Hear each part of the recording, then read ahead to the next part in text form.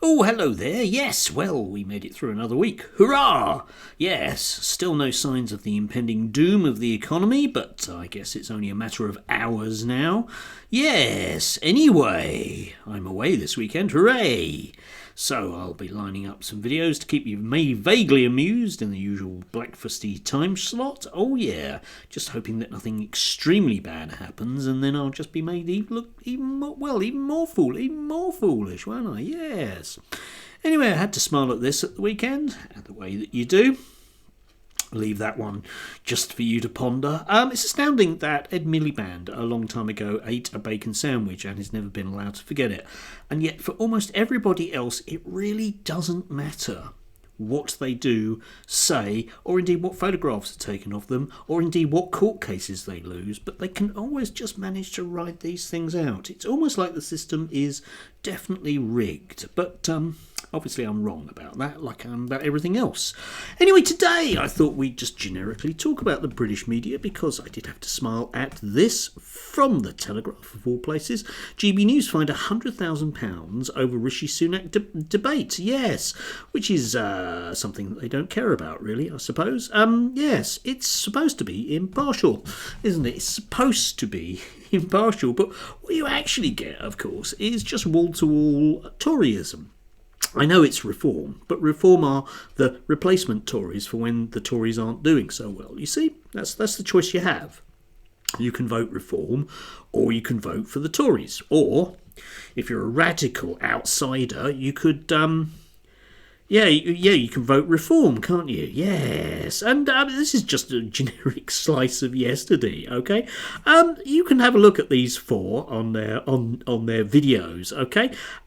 Failed politicians who are giving us their earnest opinion about other things that are happening. Liz Truss, Nigel Farage, and Kwasi.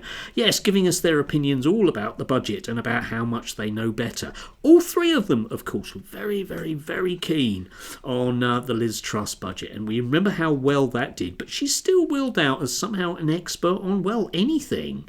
And, of course, lastly, that person waiting in the wings is Steve Bannon, who will have lots and lots of very interesting things to say about the Republicans, particularly if it goes into meltdown next week, whereby the Republicans don't actually win outright.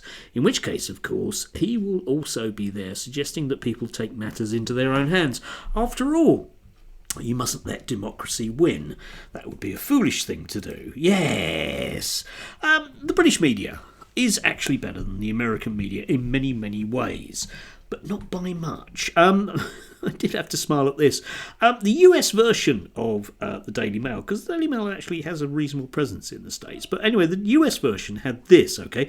Arnold Schwarzenegger makes rare presidential endorsement, and there he is with Donald Trump. You can see what they've done there. But of course, the British version actually gives you this, oddly.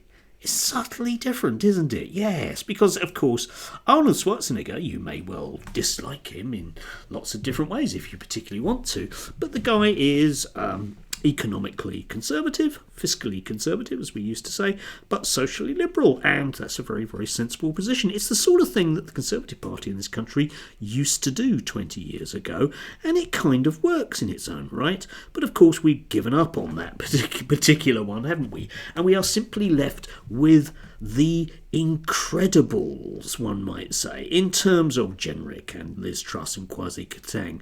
You know, these people that, because they read some Ayn Rand about 30 years ago, believe earnestly that they can somehow turn the UK into a capitalist utopia. They've been trying for 14 years, failed miserably by any standards you can think of. And there have been quite a few interviews on things like Channel 4, boo here, left wing, yes I know, but of Tory ministers who simply get asked, yeah, but you didn't do anything for 14 years, yeah? A party that earnestly believes that government is bad is unlikely to make a good job of government. And yet here they are, get wheeled out about telling us about how bad it is. Oh, it's going to be so bad, isn't it? All those taxes are going to go up. Yeah, that would be awful, wouldn't it? Yeah? Ooh. Anyway, yeah, we will see. We will see. Farcical nonsense. Farcical nonsense. And it will continue to be farcical nonsense.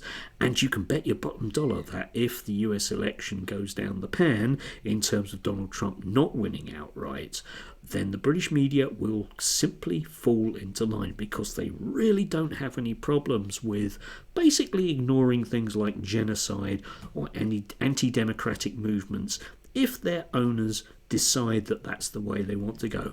They've done it historically, and they will do it again. Oh yes! Yes! History does come around, doesn't it? It's just, when it comes around, there's a really good chance that for once it's really going to put you into a mass grave. Do have a lovely Friday. Do look forward to the weekend. I know I am.